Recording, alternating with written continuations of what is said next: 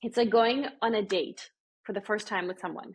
You are paying attention like a hawk. You are paying attention to their body language, to their laugh, to the texture of their sweater, to did they touch you accidentally or on purpose? Did they order a second drink? Did they hesitate to pay the bill? Whatever you're paying attention to, you're hyper focused. And that is what I want people directing to themselves.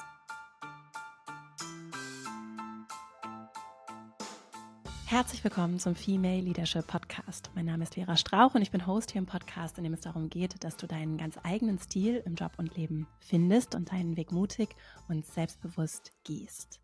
In dieser Folge geht es um das Ich. Wie finde ich mich und das, oder finde mich vielleicht auch wieder und das wahrhaft stimmige Auftreten für mich. Dazu habe ich einen ganz tollen Gast, Sara Kuburic.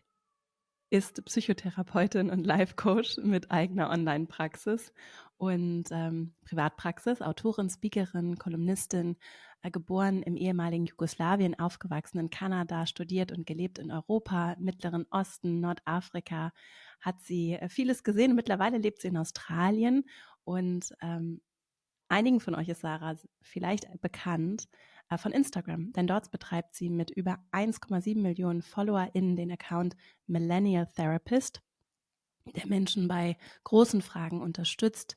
Sie beschreibt es selbst als figure out who they are and why they are here and how they can show up in a world in a free, authentic and meaningful way. Und genau darum geht es heute auch in unserem Interview. Letztes Jahr ist Saras Buch erschienen, Angekommen bei dir, akzeptiere, was ist, entdecke dich selbst und ändere dein Leben. Darin geht es vor allem darum, wie wir es in einer komplexen Welt schaffen, die Verbindung zu uns selbst zu finden und zu halten und Entfremdung, Ängsten, auch Verunsicherung zu begegnen. Und genau, diesen Fragen widmen wir uns heute in diesem Gespräch. Es geht vor allem um das sich finden und das Erkennen der eigenen Werte, Bedürfnisse, das ehrliche Auftreten uns selbst gegenüber, aber natürlich auch anderen gegenüber. Wie finde ich in diese Stimmigkeit, Authentizität, Selbstverantwortung und auch die Freiheit, Entscheidungen für mich und für das große Ganze zu treffen. Ich freue mich riesig, dieses Gespräch mit dir zu teilen und wünsche dir ganz viel Freude und dann legen wir gleich mal los. Sarah, welcome to the show. It's so good to have you here. Thank you so much for having me. The inscription of your book reads, "To all who feel lost." And you write about self-loss and also finding yourself. How did you come to write this book? Or maybe also, how did you come to write for those who feel lost? I think it's always interesting to see what sorts of books individuals write. And for me, I wrote a book that I wish I had when I was 20. And this book didn't exist. And so I was going through this experience feeling incredibly alone and confused. And I just wanted to make sure that those who are going through something similar don't have to feel the same way.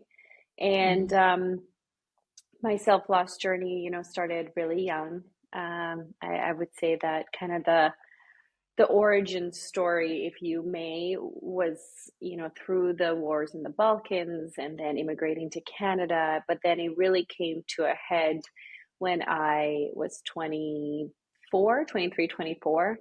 That was the moment I realized I was lost. I think as people, sometimes you're lost without realizing it. And then that moment of realization is so crushing and so painful. And for me, that was the real unraveling. That was really the real suffering is when that started. And how did can you talk a little bit more about your journey in, I assume in finding yourself? Of course. Yeah. So I think something that I realized through this journey and through writing the book, I often don't like the English phrase of finding yourself. And the reason for that is that means yourself exists out there and you had nothing to do with it. Your only job is to find it and then live it. And that's more essentialism, not existentialism. And so for me, I always had that issue of like, who designed this self? Why am I not a participant? How can I be someone other than who I am right now? And I really, for me, it was incredibly empowering to understand the degree of freedom I have and the degree of responsibility I have to actually create who I am. And that is not glamorous work. What that means is paying attention to every decision that you make. Every decision, from when you're going to wake up, to what coffee you're going to have, to what jobs you're going to take on, to what video you're going to record, to what podcast I'm going to come on. All of these decisions are incredibly deliberate because I understand there is no such thing as a neutral decision. Mm-hmm. Every decision either brings you closer to who you want to be, to aligns to how you perceive yourself, or it doesn't. And so my journey of creating myself was one of shedding a lot, letting go of a lot, grieving a lot, previous versions of me, people in my life, expectations, habits. And then it was replacing them with things that actually aligned and nurtured me. How did you find what you want instead? Because I think it is oftentimes that we know we don't want what we have right now, but we're not so sure what it is we want instead. Yeah, I think, and this is not a glamorous answer, it's trial and error. Mm-hmm. Sometimes you know, and that's great. You have an inherent knowing. For example, I always knew I wanted to be a psychotherapist. The reason for that is just what I've survived, how I gain meaning through helping individuals that are living through hardship. That I knew. But there were a lot of things about myself I didn't know. And one of the only ways to find out was to try it. And this is why in my book, I'm not sure if you read my Julia Roberts example, um, but I will share with whoever's listening in case they haven't read the book. There's a movie called Runaway Bride from Julia, and Julia Roberts is the main character. And the premise of the movie is that there is a woman who leaves all these grooms at the altar and runs away. And a journalist heard about this and was so curious about her that he went to her little town and started to interview all her ex-fiancés and her. And while he was kind of investigating the story, he realized that she was shape shifting for the men in her life. What that means is he would ask all these men, what kind of eggs does she like? Her name was Maggie in the movie. And one man would be like, boiled. The other one would be like scrambled. The third one would be like, sunny side up. And he's like, how is that even possible? Then he would ask the men, what do you like? He'd be like, boiled, scrambled, sunny side up. And there is this scene in the movie where he's confronting Maggie, the journalist, and he goes, you're so lost, you don't even know what kind of eggs you like. And she goes, I'm not lost. That's just, called changing your mind. And he's like, no, that's not changing your mind. That's not having a mind of your own. And what I find the most powerful is there's a couple scenes after, there is Julia Roberts as Maggie in her kitchen cooking 12 types of eggs and trying them. Mm-hmm. And it was this really quick scene that I found so powerful. And I think sometimes in life, we want these definitive answers. We want this inner knowing that's going to guide us home, that's going to guide everything, which is really comforting. But I don't think it's always that simple. Sometimes life is truly about trying and seeing if you like something or not. Does it resonate with you or not? And I think there's something playful about existence. And so that was part of my takeaway. There were certain things that were really, what I would call like my calling, things I really felt drawn towards. And then there were things I just had to try and see if it worked or not. What would you recommend people who maybe lost touch with themselves or are unsure if it's really what they like, even if they try something, if they like it, or if I speak about myself, I'm not sure if I like it, because there's so many opinions out there and people expecting stuff from me. Do you have maybe techniques or a way to find your way back to what you really want? I think sometimes I have two answers. One is certain things will just feel like home. Mm-hmm. There will be a sense of like belonging, a sense of home, a sense of depth, a sense of knowing. Mm-hmm. And we often miss it because we're not listening, we're not paying attention. And our body can be a really huge indicator. It's not just our mind. Our body will tell us through our body language, through its sensations, what it's feeling and what it's not feeling. The other thing I get my clients to do, and this is a really kind of funny exercise, is I will get them to tell me everything they did 5 hours prior to the session in like excruciating detail, as much detail as humanly possible. And as they talk about it, they're like, okay, then I opened the door, for example, and I'll go, did you like the door? And then they'll look at me like I'm crazy. They're like, what do you mean, did Mm-hmm. I like the door? I mean, do you like your door? I don't know. I've never thought about the fact, do I like my door? I was like, okay, think about it now. Do you like your door? And they're like, what is there to like about a door? And we'll have this like long Mm-hmm. conversation. But that's because most of us are not paying attention. So many things in our life are just there. It came with the house, it came with the family, it came with the society, it came with whatever. And we're not doing the process of discerning, evaluating. And so I would say a lot of the times, if we don't know, that's because we haven't really asked.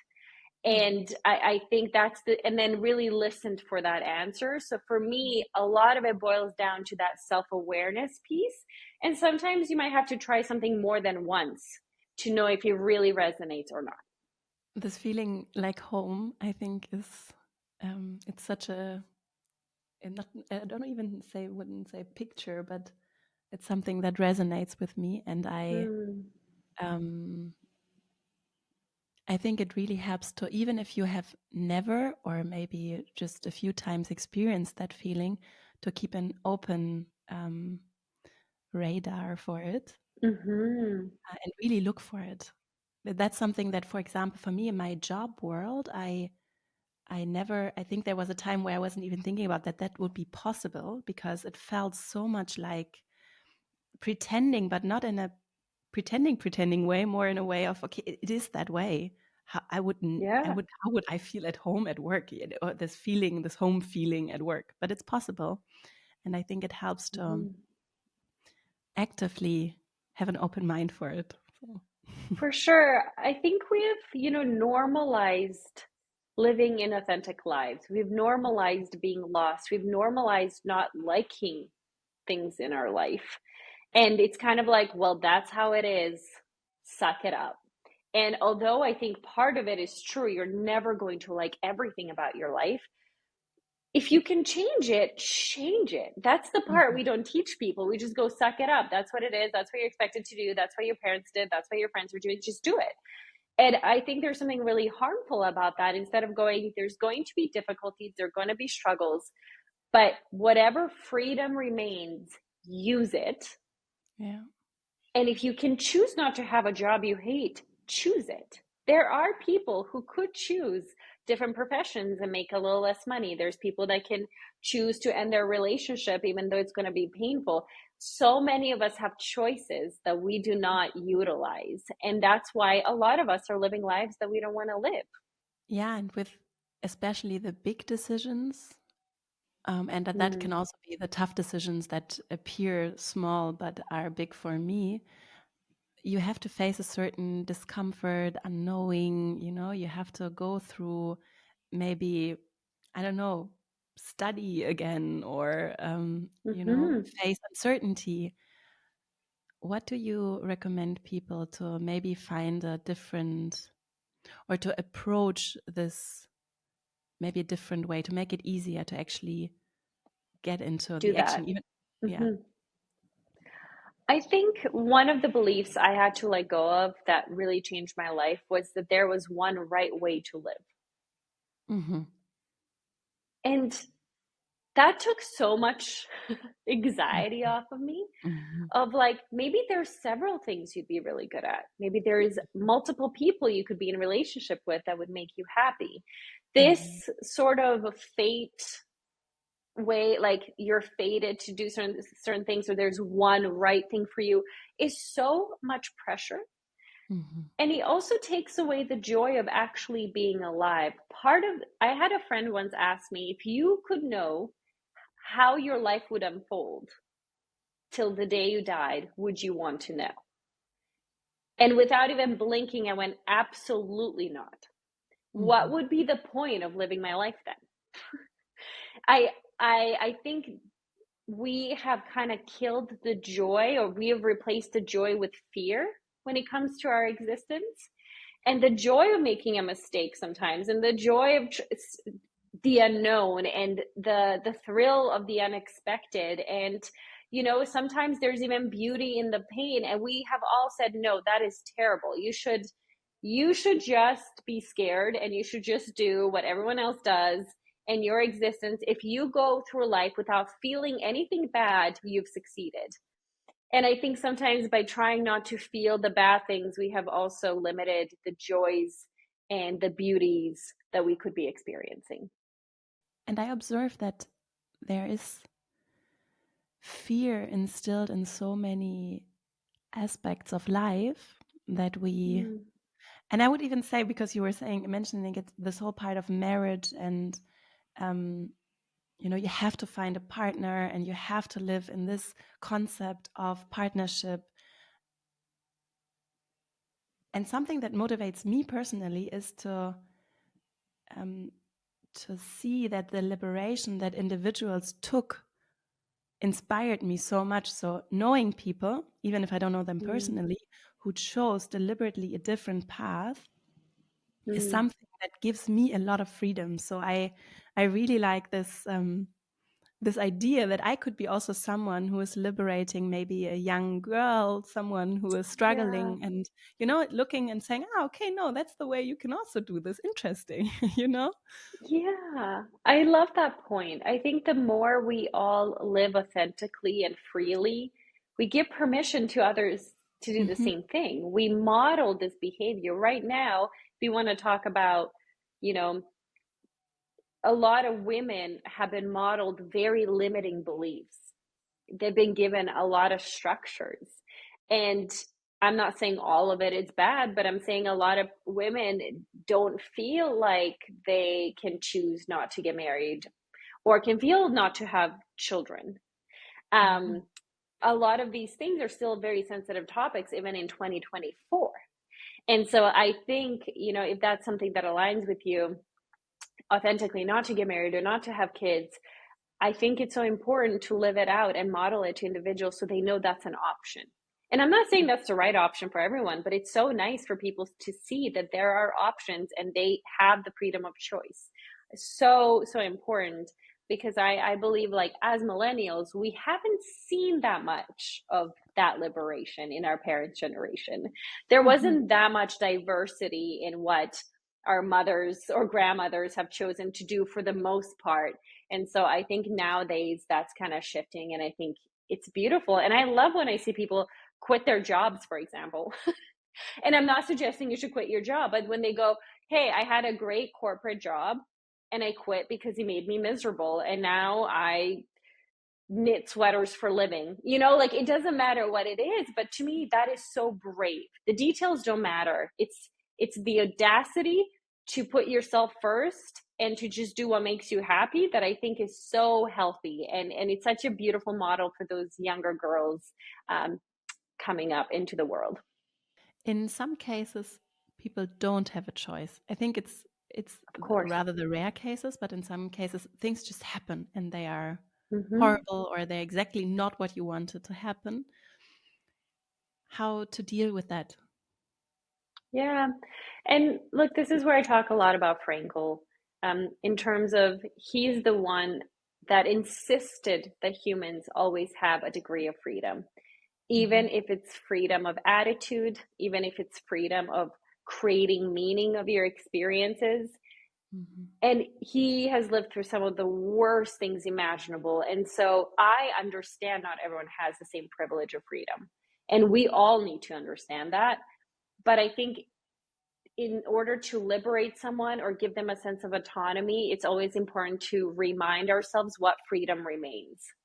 Okay, Mm-hmm. we're not free to quit our jobs, but what are we free to do? We're free to choose how we think about it. We're free to choose what meaning we make of it. We're free to choose what we do outside of work. And so always trying to find where your freedom is, I think, is really important. And it gets harder and harder depending on your context. Mm-hmm. But we don't do it as a way to like, we do it to liberate. We do it as a way to still make you feel like you're empowered. And Yeah. that was really important for me when I felt like there weren't choices in my life to go, okay, but what is this tiny little choice that I can still make? And that made me feel like I was owning myself. And that was really, really important to me. You were talking earlier about beliefs.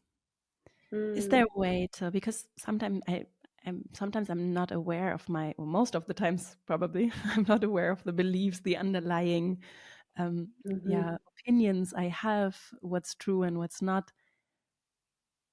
What's a way mm-hmm. to find these beliefs, the things especially that are limiting me? Yeah, it's really tough. I would say, getting a piece of paper and just writing out everything you believe about, break it down into categories because otherwise it's too much. Everything you believe about your body, everything you believe about friendships, everything you believe about parenting, everything you believe about romantic love. And you will start to see very interesting themes generally. And then you can ask yourself, is this a theme that's liberating or is this a theme that's limiting? Is this a theme that serves me or is this a theme that or belief that controls me? And Mm-hmm. so I think that's a really kind of practical way of doing that. And also whenever we're scared to do something, and fear is not a negative emotion, like or a bad emotion. Sometimes Mm-hmm. fear is very legitimate and you should listen to it because it's trying to protect you. But if you find that you're scared of a lot of things, sometimes I go, okay, what is the belief that's fueling this particular fear? So you're scared to relocate, okay, to live in a different city, for example. So then you would ask, what belief do I have? It's like, I'm unlovable. I barely got people here to like me. So if I go somewhere else, I will die alone, whatever it is. And then that way you can also access some of those beliefs that are trying to control you. Nice. Thanks. That was practical. That's all I had to say. Yeah. Yeah, yeah, and really helpful, I think, to choose this little inconvenience, Mm-hmm. to sit down, take a piece of paper and a pen and start writing, and then staying with it, I think. But once I start with Mm, this also as a process, no, it can really help to get to know the self that you're talking about. absolutely. Yeah. And I think that's how you become more intentional, more in control. And that's when you start to create yourself because you Hmm. understand all these things that are happening and you're choosing to either believe it or not. And you're making decisions based on either that belief or you're making a decision based on who you want to become and what aligns. And so I think it allows you to start that process of creation. I'm also very curious about values, and you write about them as Hmm. well. Hmm. What are your thoughts on values? Yeah, Probably what are my start thoughts? with a very big question. No, yeah, no, that's a great question. I think we all have values, and most of us are not sure what they are. Hmm. And sometimes the best way to figure out what your value is to pay attention to your actions. Your actions will tell you if what you thought was a value truly is a value, or if something that you never thought was a value is. So let's say that you're like, oh, a huge value is family. And then I'll go, okay, great, let's look at your calendar for the last month. Did you hang out with your family? Did you contact your family? What did you do for your family? Okay, maybe you worked for your family. That's different. But it's like, what about your life has lived out this value? And then you go, nothing. Okay, then maybe it's not your top value. It can still be a value, but I think our life will tell us oftentimes what our values are. And sometimes we don't want to see it. And sometimes we need to restructure things. But values are connected to our sense of meaning. What gives us meaning? What gives us purpose? What gives us a sense of safety? And so I think if you really want to test out those values, I would say look at your calendar, see how you're spending your time. And then if you want to introduce new values that you don't see you're living, then start filling out your calendars and being deliberate about starting to actually engage in those things. I sometimes, I mean, I was always looking for a good definition of values because there are different approaches in what is a value and what not. How do you approach that? So maybe you have some examples of what values are that I could look for. You For mentioned sure. family. Hmm. Connection would be a value. So for example, let's say that you meet someone who plays a lot of video games. And you go, wow, you're wasting your life. Like, what are you doing? It's so easy to be judgmental. And Hmm. then you have to go, if they're spending so much time playing video games and they're chatting to people online, what are they getting? What need is being met? What value Hmm. is being Hmm. lived out? And for a lot of them, it's either escapism or connection or some combination of both. And a lot of them have these communities that they have fully built online. And they really care about them. And so when they say they're going to log on at 7, they're going to log on at 7, regardless of what's happening in their life. And so to me, that's such a cool way to stop judging people for the way they live their lives. But it's also great for you to go, okay, I'm playing a lot of video games and maybe I keep telling myself I am lazy or wasting my time. But instead of saying those things, which are really unkind, figuring out that, like, hey, I'm actually connecting and making friends, and I feel like I belong and I'm seen and I'm heard. And all of these are really huge human needs. And that's connection is a really big value for me. And so that's kind of a fun example of something that seems so random. But actually, for a lot of people, holds significant, legitimate value. So for Hmm. me, it's like it's the things that give you meaning. It's the things that you think are of such high regard that they should be prioritized over anything else. So it's something like a need, but it's deeper than that. It's like a really deep need that I have. Yeah, I mean, values is it's also your compass in a sense to Hmm. me. It's like it's the thing that leads you, Hmm. and need is like so. you know, no, I was going to give a terrible example. A need is something that is necessary for your survival. Generally, I know nowadays we make preferences sound like needs, and that's not the same Hmm. thing. Like, you don't need to get a new car, like a brand new car. You need a safe car, but you probably don't need $100,000 car. so so preferences and needs are different. You need to feed yourself, but maybe you don't need to have a super fancy meal. You can just have toast and peanut butter. So needs and preferences are not the same thing, and I think that we confuse them sometimes. So needs is about self-preservation, it's about safety, it's about being able to continue being human. um, and values are what makes being human, it's why being alive is worth it. That's how I like to say it. Hmm. It's Hmm. like, why bother? When we look at conflict, at inner conflict, but also at conflict with other people, Mm-hmm. many times or values, my values can play a role in that because I look at something totally in a totally different way than the For person I'm sure. talking to, and it's similar to the. So I think it's interesting for me. How can I maybe gain more clarity or more confidence in the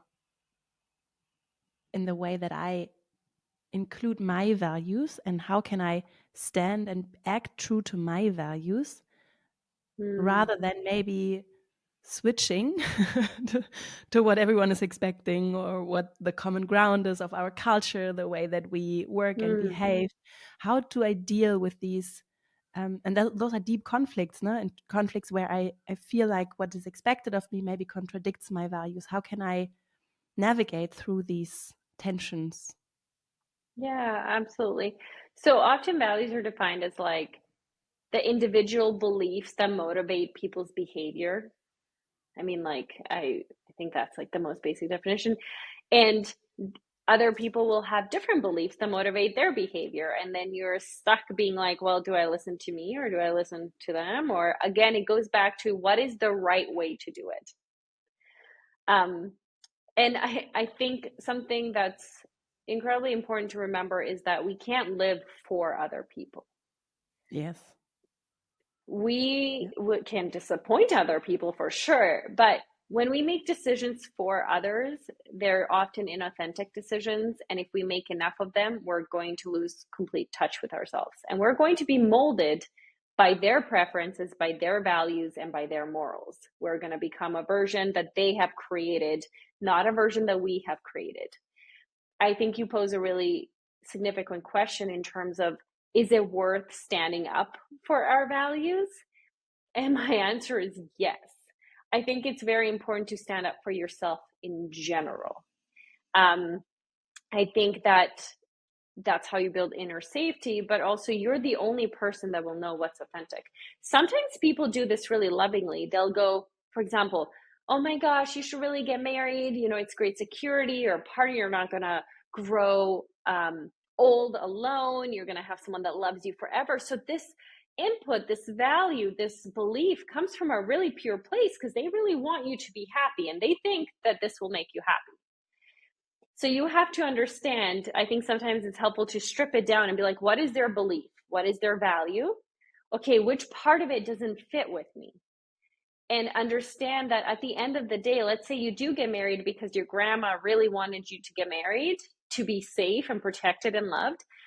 Your grandma does not have to wake up every day next to your husband. You do. So when we make these decisions for other people, we're the only ones that are living with those consequences. And it's just not worth it. And there isn't really a magic answer here besides the fact that you need to value yourself enough. You need to trust yourself enough to go, this is my journey. And if I make a mistake, it should be my mistake. It's not going to be a mistake that was caused by someone else. It needs to be my mistake. And really take ownership, because I think authenticity is ownership of life. There is no other real definition of authenticity. Yeah, and it's such a nice way to navigate through it, because your example is so fitting. I know many people who have these discussions, Yeah. especially when it comes to marriage and kids and whatever is expected, especially of women.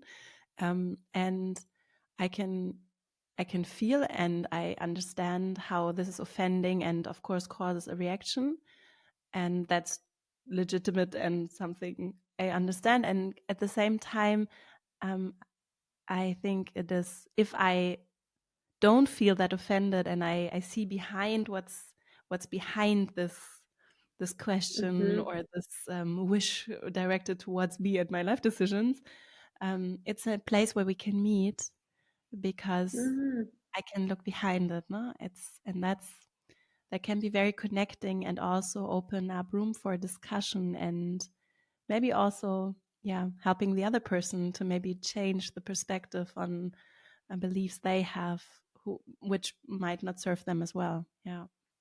For Yeah. sure. I think it's so much vulnerability and honesty when you strip it Mm-hmm. back, and then you realize that both of you really want the same thing, which is for Yeah. you to be happy. And I think just then talking about the definition of that happiness can be an important next step. But I do think it helps break down some of those walls. It helps us not get us triggered. It helps us not be as reactive. It helps them not feel like we're not taking our lives seriously, or that we're not caring for our own happiness. And so it really helps both, as much as possible, hopefully both individuals understand each other. And I think that that's always the key to any communication. That's always the goal of any communication. You talked about creating yourself, and also we spoke about a lot of different aspects. I can look at my beliefs, my values, the fear, how that might be connected to beliefs I have. Also about home, how I maybe can look for this feeling of Mhm. feeling home, asking questions, trial and error. Do you Mhm. have maybe some questions that you would say are the most important questions I can ask myself, or everyone can ask themselves to create themselves? Or yeah. Mhm. Yeah. Some of my favorite questions. So I have three things in my head. Let's see if I remember them all as I talk. One of my favorite questions is, what did I learn about myself today? This seems really simple, and it is, but it's really hard. In order to actually answer that question, you had to pay attention throughout the day. Mhm. You can't fake this answer, because if you were completely disconnected from your body, from your mind, from your emotions, what did you learn? You'll go nothing. So it forces you to observe, and then it also forces you to understand that you're ever evolving. So you will start to notice shifts in preferences. You'll start to notice shifts in values. You'll start to notice that you're communicating differently. So it's a really cool way. I think when we're creating ourselves, observing is key. We need to be aware of like what materials we're working with. Let's say we're in a shape that we don't like, and we need to remold ourselves, or we're not even sure what shape we're starting with. Observation is really key, and that has to be open and non-judgmental, but it has to be really deliberate. It's like going on a date for the first time with someone. You are paying attention like a hawk. You are paying attention to their body language, to their laugh, to the texture of their sweater, to did they touch you accidentally or on purpose? Did they order a second drink? Did they hesitate to pay the bill? Whatever you're paying attention to, you're hyper focused. And that is what I want people directing to themselves. And that's what you need in order to actually answer the question of like, what did I learn about myself? The second thing I want to bring up, and there's a chapter there about our body. And our body is just not part of the conversation for a lot of people. When you think about the self, people do not think the body. They think the body is something separate. It houses yourself, but it is not the self. And in my book, I really break down that separation, that your body is something you have, but it's also who you are. And so another really great question is, if my body could speak, which it does, but if my body could speak, what would it say to this circumstance, to this decision, to this person? So really, really inviting our body into the conversation. And then the third point I wanted to make, you can cut this because it's very long, but the third point I wanted to make was that every interaction with everything we have, a person, a broken laptop, a fruit can teach us something about ourselves. You learn so much by being in the world, and that's because part of all of our existence is in the world. And so I think a lot of people want to lock themselves up and really figure out who they are in isolation, but that's impossible, because who you are is the way you choose to express yourself within the world. And so I want you to use your mug as something that teaches you about you. I want you to use your pet, your door, I don't care what it is, a sunset, traffic. I want it to be a constant stream and dialogue between you and the world. I think that that's incredibly important, because the question, who am I, can never be answered with just words. It is not a cognitive answer. If I ask someone, who are you? How would you even answer that in a holistic way? You can't. The only way to answer who am I is to show me. Your life is the only answer to that question. That's why I struggle with the word authenticity, because Mm-hmm. it's so hard to do something with this word, because what does it even mean? I mean, Mm-hmm. also because depending on, for example, who I am surrounded with, I am a Mm-hmm. totally different person with this person and this person in this setting and that setting, and it's all Mm-hmm. me, you know? So, Mm-hmm. um, Yeah. but I can I connect to that word once with your explanation. Oh, I am very, very glad. And I think if you're, if someone, and I love that you brought this up, I do meet individuals who are like, I feel like I'm a completely different person when I'm around my friend than my colleagues. Or, you'll see someone at a party and then you'll see them at work and just be like, oh my God, like, how is this the same individual? And I think how I perceive being authentic or being congruent is, imagine looking at the same object, but from different angles. But you Mm-hmm. still know it's the same object. It just will Mm-hmm. look different if you're out with friends, if you're at work, if you're with your family, if you're tired. But when you start to shift shapes and people are like, well, one day she looked like this. I'm pointing to my headphones for those listening. Mm-hmm. And another day she looks like a mug. This is an issue. Yeah. This is more like fragmentation. You actually don't know who you are and you're being shifted and shaped by those around you. And I Mm-hmm. think if you find yourself fully acting out of character or going out and then being like, I don't even know who that person is, that doesn't even resonate with me, which is an extreme version, obviously, of what you were describing. I think that's when we look at more self-loss. But having people see you from different angles and still recognize you as the same object, I think it's just being human. It means contexts are different, environments are different, and that's completely appropriate. But what matters the most, the way that you protect your shape, is by always taking ownership of your actions and by showing up how you want to show up. That is the only way to keep your shape. Otherwise, you are going to change shapes and people are going to be incredibly confused. And it helps because I'm wondering what can help me to find into this, to find my shape and maybe even like grow into my shape or to create my shape to be my shape because I Yeah. mean, I know that there are certain settings where I tend to switch to be a mug, you Yeah, know? yeah, a little bit of a mug. That's cute. Yeah, it's okay.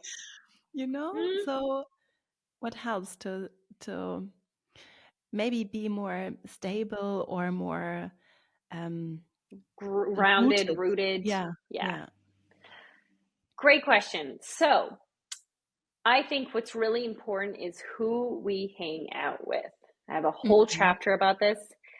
We cannot pretend that people we're with do not impact who we are. That is a delusion. I don't care how grounded you are. Eventually, you will feel that external force shaping you. And we can't choose that. As humans, we will be molded by those around you, but we have a choice of who is around us. And so if you don't like yourself as a mug and you want to be a headphone, then you need to be around people who let you be a headphone. And not just that, you need to be around people who will reflect back to you that you're a headphone. So what's hard is when you are, for example, for me, I was starting to change in my 20s. And then for years, people would still bring up stuff I did like when I was 19 or when I was in grade 7. And people think it's cute, but it's not cute for several reasons. It wasn't cute to me. It showed me that they're not in the present moment looking at me. They looked at me 10 years ago, decided what shape I was, and then didn't bother to actually look at me again because they were like, well, she was a mug, so she must be a mug. At no point were they like, she'd changed shapes. Second reason why it really bothered me was because it made me confused. I was like, look at these headphones. What are you talking? Like, this is me. And it would be like going in front of a mirror. It's the analogy I have in my book. You're going in front of a mirror. You think you're wearing this beautiful gown to a ball. And then everyone is laughing and telling you that you're wearing a clown suit.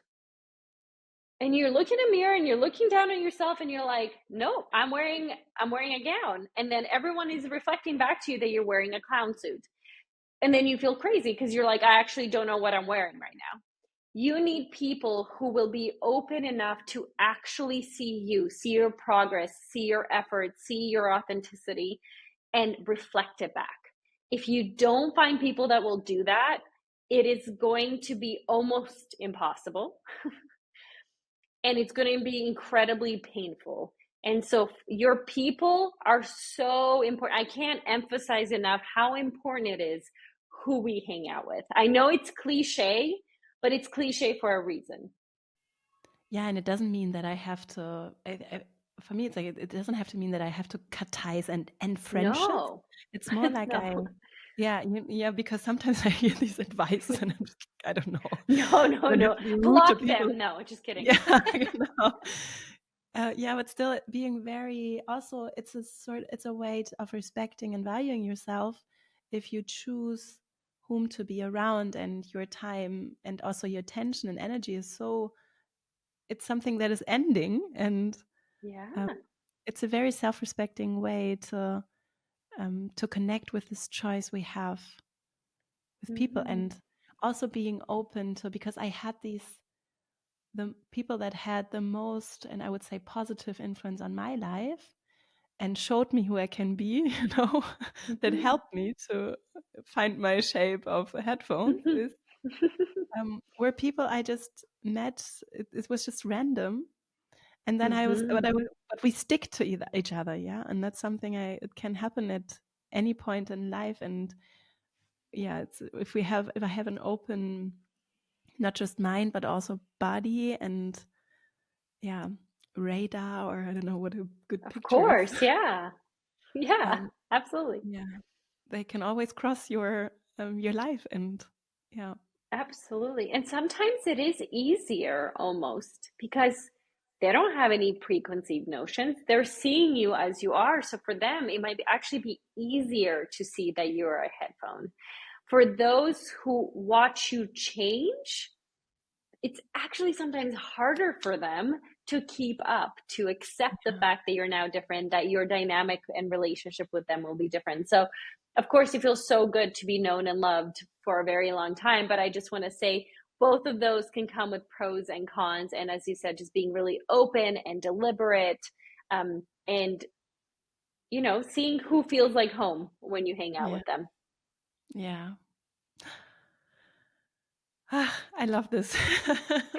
Me too. We will put your book, the German title, I will say it again. Let me see. Angekommen bei dir. Akzeptiere, was ist, entdecke dich selbst und ändere dein Leben.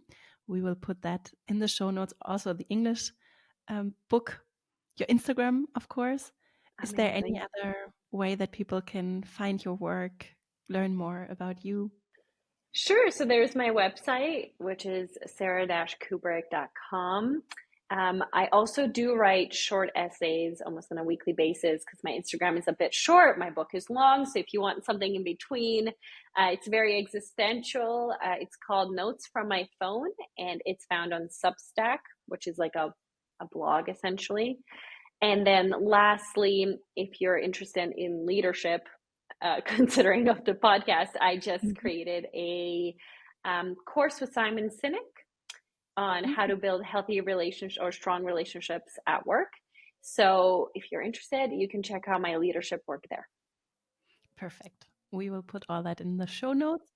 And I have one final question, because our listeners love to read. So there's your book. Perfect. And maybe is there a book that comes to mind that you either enjoyed recently a lot, or maybe that you always return to, that you read often, or maybe gifted often? Yeah. Ooh. It's a Oh big my question, gosh, I know. so many. Yeah, I love reading. The book I read recently was The Gay Science by Nietzsche. Loved it. I find his humor or lack of seriousness about existence sometimes very refreshing. Um, and the book that I absolutely love is by Hermann Hesse, Damien. I'm sure you have the real title. It's Hermann like Hesse, I'm it's butchering. Damian, I think. Yeah. Okay. That is one of my favorite books of all time. It's definitely changed. It came into my life while I felt like I was changing my shape and trying to create my sense of self. And so that really resonated. And then I pretty much love everything by Tolstoy, but there we go. And Dostoevsky. I can't choose. There you Thank go. you so much, Sarah, for this conversation and for your work. And it's I think it is really, really helpful, and because it's So I enjoyed that very much, and I'm sure that it helps a lot of people. And thank you so much. Thank you All so the much best. for asking great questions and engaging. I loved being on your show. Thank you so much. Ich hoffe sehr, dass du aus dieser Folge ganz viel für dich mitnimmst. Eine sehr stimmige Folge, wie ich finde, ein sehr stimmiges Interview, weil der Inhalt wirklich ganz wunderbar zu der Methodik passt, die wir auch in der Female Leadership Academy anwenden. Dieses aktionsorientierte Verstehen, würde ich es mal nennen, also in der Handlung mich selbst besser kennenzulernen, im Kleinen Dinge auszuprobieren und sehr achtsam zu reflektieren und immer wieder mir auch Fragen zu stellen, auch wiederholt durchaus dieselben Fragen zu stellen, wie Sarah sie zum Beispiel genannt hat, ne? Was hast du über dich selbst heute gelernt? Oder auch, wenn mein Körper sprechen könnte, was würde er über diese Situation, über diesen Menschen, über das, was mich gerade beschäftigt, sagen? Und was hat sie noch genannt? Sie hat also 3 große Fragen genannt. Jede Interaktion kann uns etwas lehren.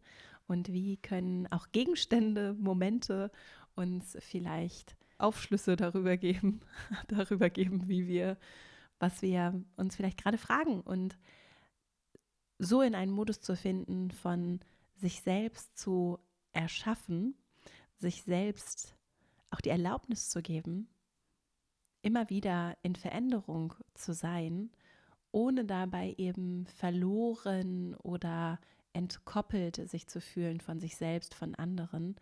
Das finde ich sehr stark und sehr passend. Wenn das auch mit dir resoniert, dann guck gerne mal bei der Female Leadership Academy vorbei und abonniere auch einfach gerne unseren Newsletter, denn dann bekommst du nicht nur die wöchentlichen Updates rund um den Podcast, Inhalte, Buchtipps jede Woche, sondern wirst auch auf dem Laufenden gehalten über unsere sonstige Arbeit, über kostenfreie Veranstaltungsformate, die wir haben, auch Aktionen, die wir uns immer mal wieder überlegen, und natürlich über unsere Kurse, allen voran das Female Leadership Programm, in dem du eben ganz konkret dabei begleitet wirst, jeden Tag kleine Schritte zu gehen im Kurs und auch noch eine Gemeinschaft triffst, denn darüber hat ja Sarah auch gesprochen, who we hang out with, also die Menschen, mit denen wir Zeit verbringen, die prägen eben, was wir von uns denken, wer wir glauben sein zu können, welche Perspektiven wir vielleicht auch neu einnehmen können, und was wir mit unserer Arbeit machen, ist genau das auch zu schaffen, nämlich neue Kontakte und Verbindungen zu Menschen. Da sind sehr viele Leute in unserer Community, mehrere tausend Frauen, die mittlerweile mit uns zusammengearbeitet haben und die du eben in kostenfreien Veranstaltungen, aber eben auch als Teil unserer Kurse moderiert und auch für dich handverlesen kennenlernst. Und dabei geht es nicht darum, aus meiner Perspektive irgendwie jetzt so die nächsten besten Freundin zu treffen. Das kann auch ein Ergebnis sein. Es geht allerdings vor allem darum, auf Menschen zu treffen, die dich nochmal ganz anders sehen, mit denen du dich vielleicht auch nochmal anders verbinden kannst, weil ihr eben vielleicht auch beruflich vor ähnlichen Fragestellungen steht oder weil ihr auch von Erfahrungen, die ihr euch gegenseitig geben könnt, profitiert und in einen sehr wohlwollenden, verbindenden Austausch zu finden. Das ist eine unserer Aufgaben und damit haben wir mittlerweile sehr viel Erfahrung gesammelt und ja, deswegen das vielleicht nochmal für dich auch, wenn es mit dir resoniert und für dich ganz spannend ist, um so ein bisschen Transparenz darüber zu schaffen, was wir noch so tun, außer diesem Podcast. Und ich sehe darin sehr große Kraft. Das ist natürlich nicht nur was du bei uns erleben kannst, sondern was du für dich selbst natürlich auch schaffst, die Menschen zu suchen, auch zu finden und zu schätzen, Zeit mit ihnen zu verbringen, die vielleicht schon da sind und ganz bewusst zu gucken, wo fühlt es sich wie zu Hause an. Feels like home, hat Sarah gesagt, was ich sehr schön finde. So, ich könnte noch ganz viel hier zusammenfassen. Du hast das Interview ja aber auch gerade gehört und so. Ja, vielen Dank fürs Zuhören, für deine Offenheit. ganz viel gute Energie und jetzt auch so Motivation, vielleicht direkt Dinge, die Sara gesagt hat, umzusetzen. Und ich freue mich schon, wenn wir uns die nächste Woche wieder hören. Vielen Dank fürs Dasein, dabei sein, mitmachen und dann bis nächste Woche. Alles Liebe, deine Vera.